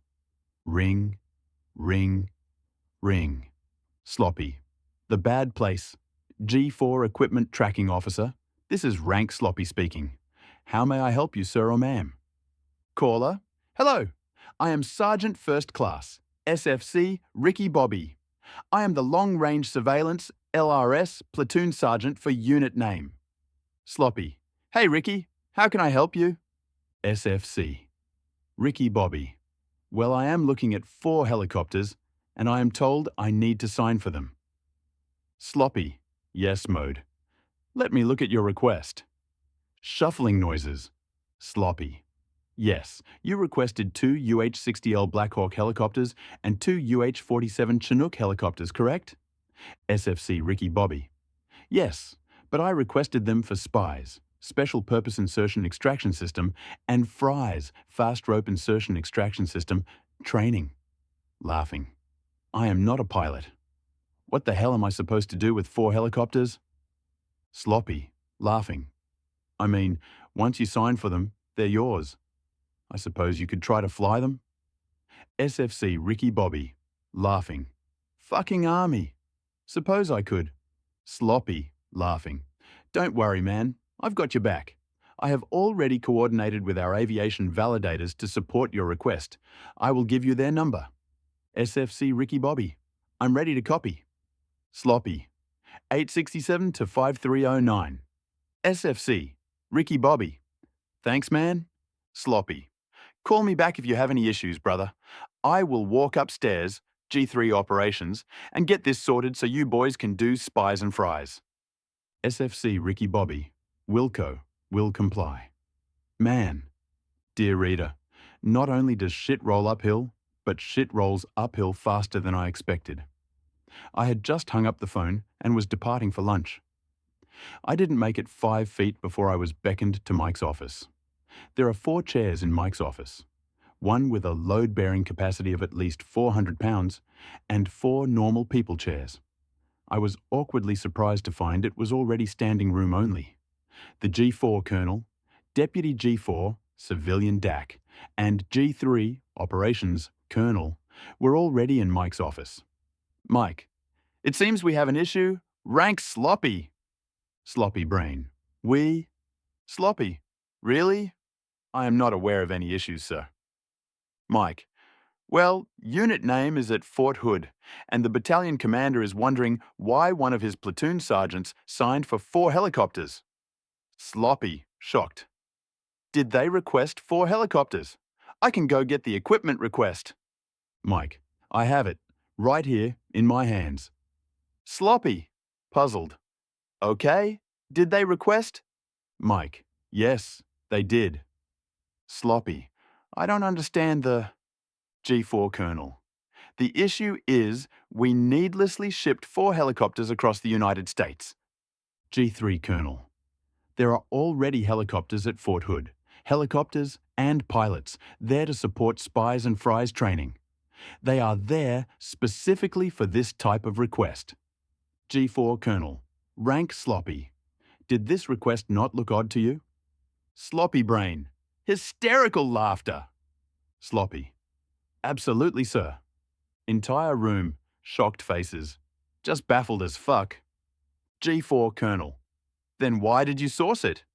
Sloppy retells entire Rhino bus saga. Sloppy. Sir, as I understand it, it's not my job to validate. It's my job to source it. Mike made it very clear on multiple occasions. Mike, angry, rank, sloppy. Do you realize you just cost the Army over $100,000 to ship equipment we didn't need to ship? Sloppy. Sir.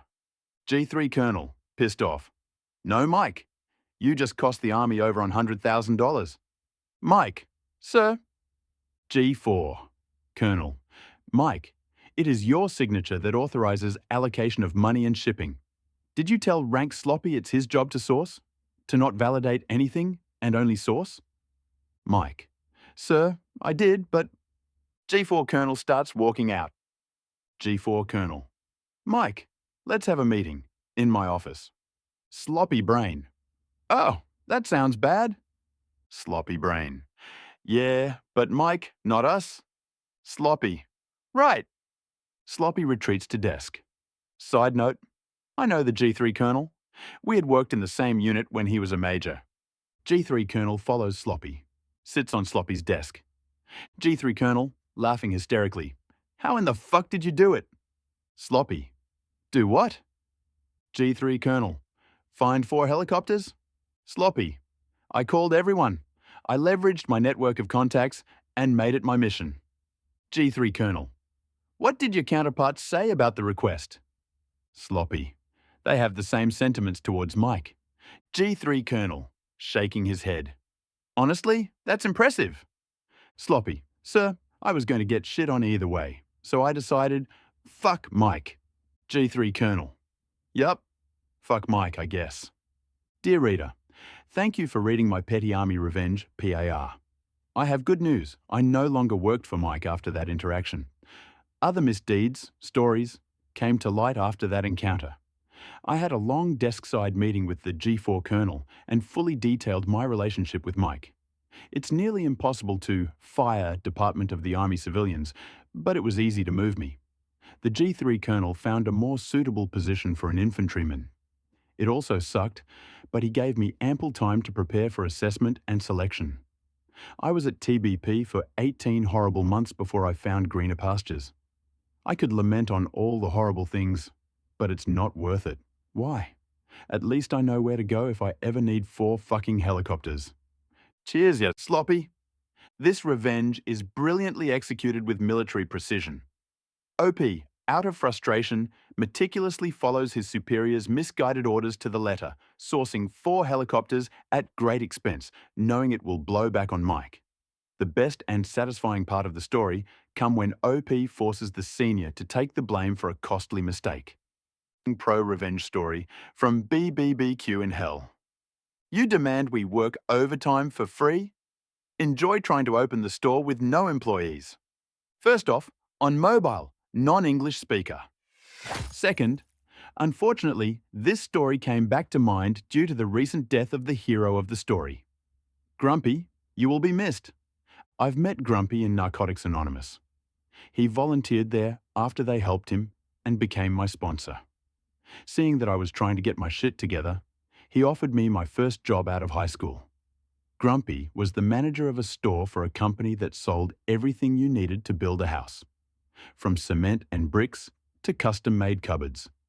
I started as a loader, filling the trucks that were making deliveries.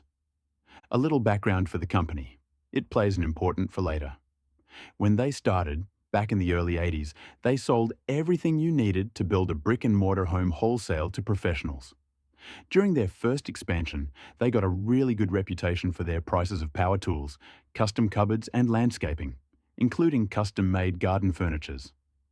The stores were basically big warehouses. In mid-90s, they opened their doors to the general public, which, accompanied by a rising tent of DIY, skyrocketed their sales. That brought a second, smaller wave of expansion and the opening of the online store. First only with phone orders and later with a proper site. When I joined, they were doing a third shift on their business plan. They had cut down on things that weren't a big seller, like bricks and concrete, and were focusing more on the big sellers. Custom-made furniture, landscaping, tools, and, for some weird reason, plumbing. My first 8 months on the job was a dream. Grumpy was an excellent manager.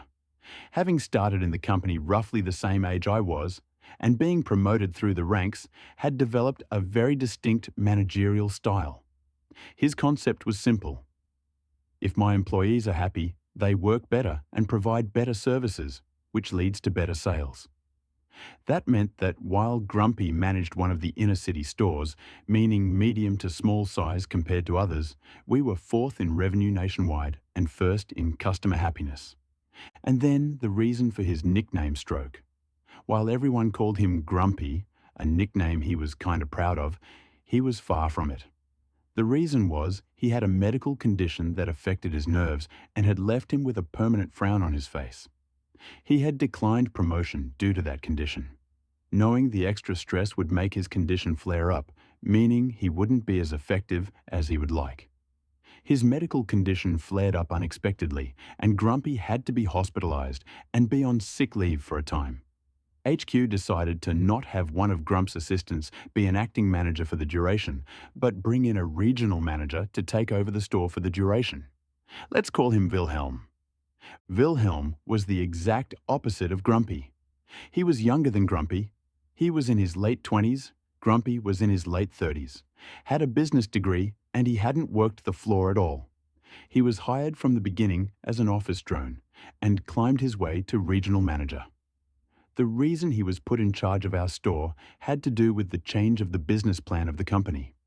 You see, The change of focus had created a lot of empty space in the stores. A supermarket chain had approached the company with an offer to rent the empty space, especially for inner-city stores.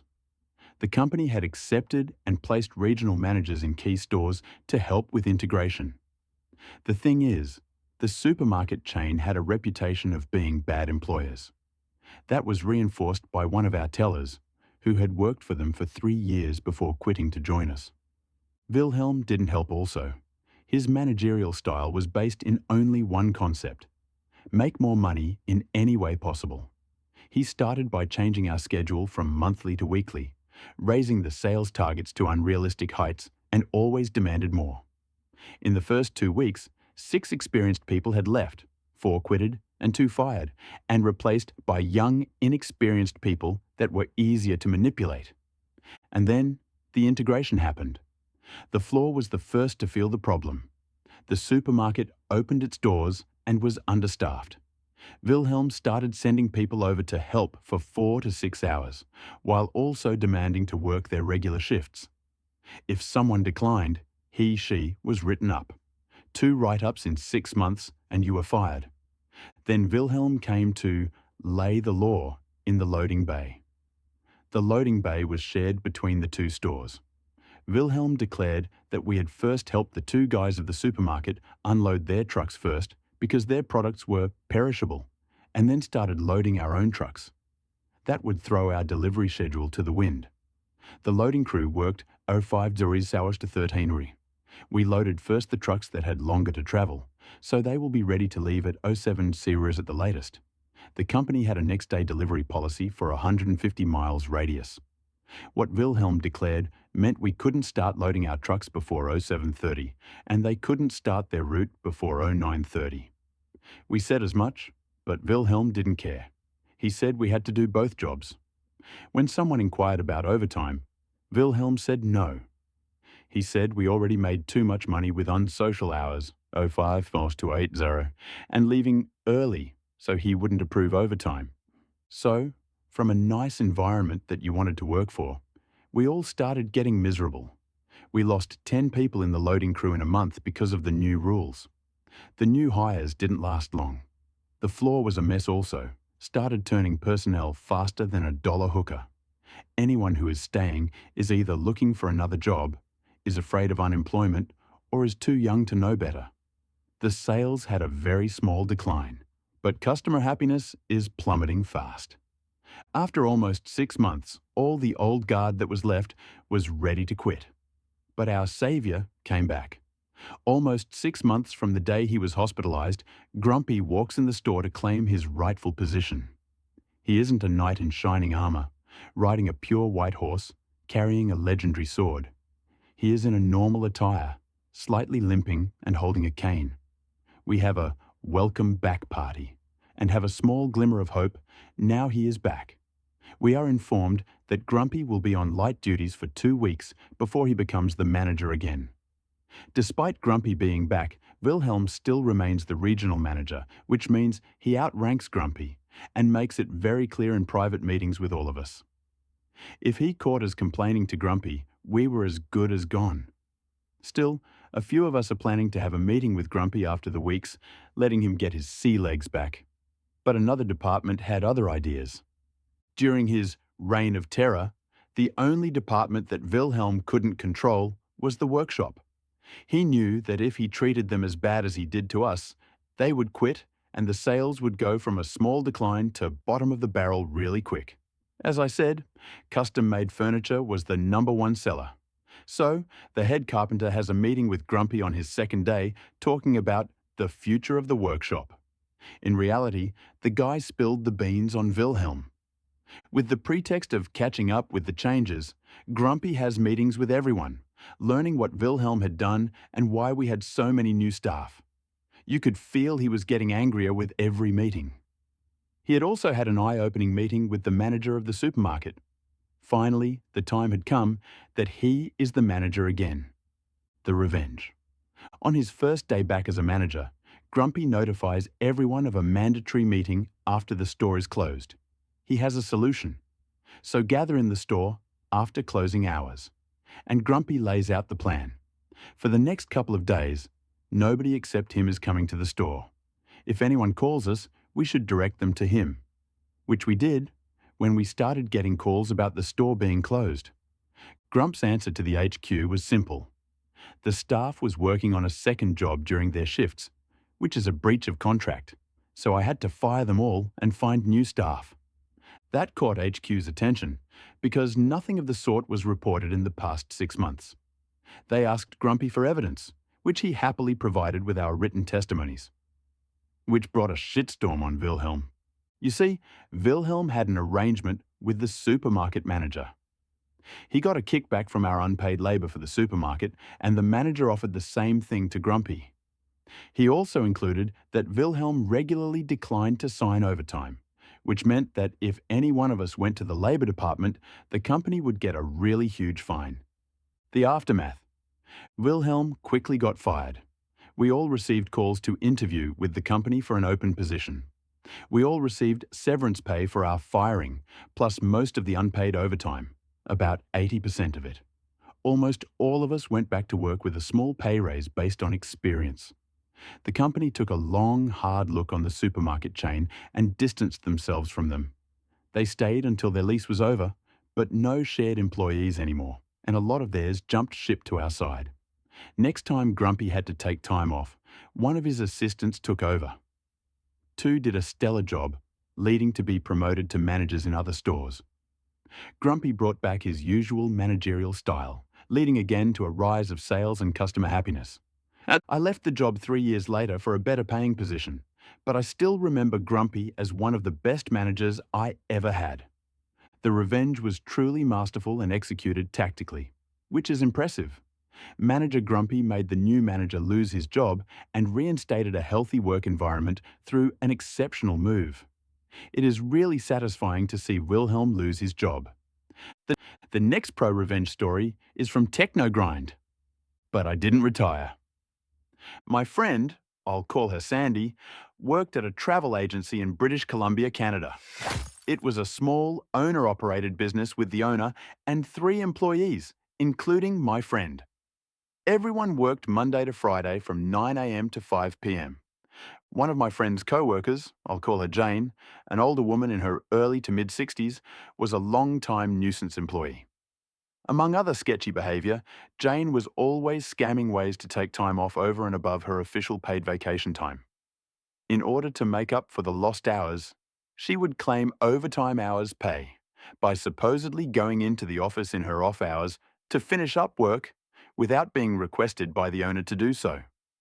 Despite being caught in her own lies on a number of occasions and being warned about trying to claim for unsanctioned overtime, the owner of the travel agency was reluctant to officially reprimand Jane or get rid of her. The reason being is the owner discovered after she had hired Jane that Jane had actually been fired from her previous job at another local travel agency for pulling the same stunts. However, Jane had sued her former employer for unfair dismissal and had won a settlement. After a few years of my friend Sandy working at the travel agency, the owner was ready to retire and offered to sell the business to my friend. Sandy took her up on the deal and took over the business while keeping on Jane and the other employee. Once again, just as the previous owner was afraid to get rid of Jane, so was Sandy for fear of being sued. When Sandy took over the business, she instituted guidelines regarding taking time off, and she established an official no overtime policy. Jane would still try with her shenanigans, but was far less successful in getting what she wanted with my friend in charge. However, Jane still had one trick up her sleeve when she wanted to take time off on a whim. Sandy was a divorced single mom of 2 boys who were heavily involved in youth hockey. She would sometimes leave the office an hour or 2 before closing to get her boys to hockey practice or a game. In order to avoid requesting in person and potentially being denied, Jane would wait for Sandy to be out of the office to book a day off if she didn't feel like coming into work or had made plans. Sandy would then arrive at work the next morning only to discover that Jane wasn't coming in. Despite this happening a number of times, Sandy would usually let it slide since there was now a definite no overtime policy. Therefore, Jane could no longer claim to come into work on the weekend or after hours in order to try and make up for the day off. She would either miss out on a day's pay, in turn saving Sandy money as the owner, or it would come out of her remaining paid vacation days. Moreover, two people in the office at one time could usually handle everything. Jane not coming in was really a no-loss situation for Sandy. There was one time, however, when Sandy was going to be away for 1 or 2 work days just before the weekend to take her boys to a hockey tournament. She told both Jane and the other employee, both verbally and in writing, that they could not book time off for the dates in question since she would be away and needed both of them in the office. Within a few days of giving this notice, Sandy went into the office on a Saturday to do some paperwork and go through the sales for the week. This is when she discovered that only the day before, Jane had booked a trip for her daughter and son-in-law to Las Vegas, as well as a plane ticket in her name to Calgary, where her daughter lived. Both the trip to Vegas and the ticket to Calgary coincided with the dates Sandy would be out of the office. Sandy then checked the vacation booking schedule to further discover that Jane had indeed booked the days off that she had expressly been told she couldn't have. Not mentioning she had discovered the travel Jane had booked for herself and her daughter, Sandy emailed Jane telling her she would have to deny her the days off since she had already been told they were unavailable because she, Sandy, would be away and needed Jane in the office. Through a continued series of email exchanges, Jane replied and outright lied to Sandy with some excuse about her daughter getting some long-awaited medical treatment or surgery, and she needed to go to Calgary to help out for a few days and look after her granddaughter. Sandy replied to this lie by telling Jane she knew about the trip she had booked to Vegas for her daughter and son-in-law, that Jane's trip to Calgary was most likely to babysit her granddaughter while her daughter was in Vegas, and that she would still have to deny Jane the days off, especially since she booked them after being told they were unavailable. Jane countered in her subsequent reply without even addressing the fact that she had been caught in a lie, that she had been a dedicated employee of the travel agency for several years and couldn't understand why she was being treated so unfairly after all she had done for the business. She then wrote that since she wasn't being treated as a valued employee, she had no choice but to retire and was giving her 2 weeks' notice. Despite Jane's threat, Sandy replied that she would still be unable to grant her the days off and left it at that without making any mention of Jane's threat to retire. Sandy then contacted her accountant, who also acted as her de facto business advisor, and explained what had happened with Jane. Also aware of Jane's previous shenanigans, Sandy's accountant told her that this was the out she had been looking for with Jane, and she had it all in writing. He told her that Jane had essentially retired, and all Sandy needed to do was honour Jane's desire to do so, let her finish out her 2 weeks, or pay her 2 weeks' wages in lieu with no further severance pay legally required since she hadn't been fired. The following Monday, Sandy went into the office early, accompanied by her long-term boyfriend to act as a witness. She put Jane's belongings from her desk into a box and took the things that were property of the business. Since Jane was old school and had resisted inputting client information in the computer database, this also included a small box filled with index cards which had client phone numbers, addresses, credit card information, and other personal information noted on them. In the meantime, the other employee had arrived for work, and they all waited for Jane to show up. Jane arrived just before 9 acting as though nothing had happened, and greeted everyone with a "good morning" as she walked through the door. However, she was apparently taken slightly aback when she noticed Sandy's boyfriend seated in the far corner of the office. At this point, Jane was midway to her desk when Sandy informed her that there was no need to go any further, and that she had accepted Jane's notification of retirement. She then handed Jane a check, compensating her for the hours she had worked in the current pay period, as well as 2 weeks' wages, in lieu of Jane finishing out her final 2 weeks before her retirement. Jane was dumbfounded and went into panic mode. "But I didn't retire! I'm not ready to retire!" Sandy responded that indeed she had retired, given her notice, and had proof of it in writing. All Jane could do was continue repeating, "But I didn't retire. I'm not ready to retire," while unsuccessfully attempting to get the support of the other employee who refused to come to her defense. Sandy then pointed to the box containing Jane's belongings, wished her a happy retirement, and told her to leave the office. Jane quickly rifled through the box and noticed that the small box containing the index cards with client information was not there. She insisted that Sandy return it to her, which Sandy refused to do, explaining that it was property of the business, contained personal client information, and that she would be in violation of Canadian privacy laws if she were to let Jane take it. Jane's shock had now turned to obstinance, and she refused to leave without the box. Both the other employee and Sandy's boyfriend had started to get involved, repeatedly telling Jane to just leave. Sandy then informed Jane that if she didn't leave, they would have to call the RCMP, Canadian Police, at which point Sandy's boyfriend dialed 911 to inform the dispatcher of a disgruntled former employee at XYZ Travel Agency who was refusing to leave the premises. Within a few minutes, 2 police officers arrived, and Jane immediately ran to the door ranting about being fired and about the missing box of client info. In order to de-escalate the situation, one police officer told Jane to come outside and explain to him her side of the story. The other officer remained in the office to hear Sandy's side of the story, agreeing that Jane was not legally entitled to the box of client info. The other officer then re-entered the business and told Jane to wait outside. He said that Jane was insisting that Sandy was holding on to her personal belongings, namely a box of important information.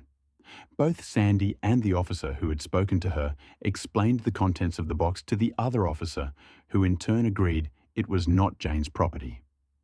The police officers then picked up the larger box of Jane's personal belongings, took it outside to Jane, and told her she needed to go home. To rub salt in Jane's wounds the next day, Sandy put up a large sign in the window of the business, congratulating Jane on her retirement, and even put a small announcement in the local newspaper doing the same thing. The icing on the piece of revenge cake was Sandy, when filling out the necessary government forms for when an employee quits/gets fired/retires, made sure to check the box labelled "retired" for the reason for Jane no longer being employed. By doing so, Jane was ineligible to collect unemployment insurance benefits. The revenge was flawless. Jane, who used to threaten resigning, finally got trapped in her own words. Sandy used her own words and forced her into an early retirement. The best move was to mark her as officially retired and stripping her off unemployment. Manipulative employees like Jane deserve this. Bye-bye for now. See you tomorrow.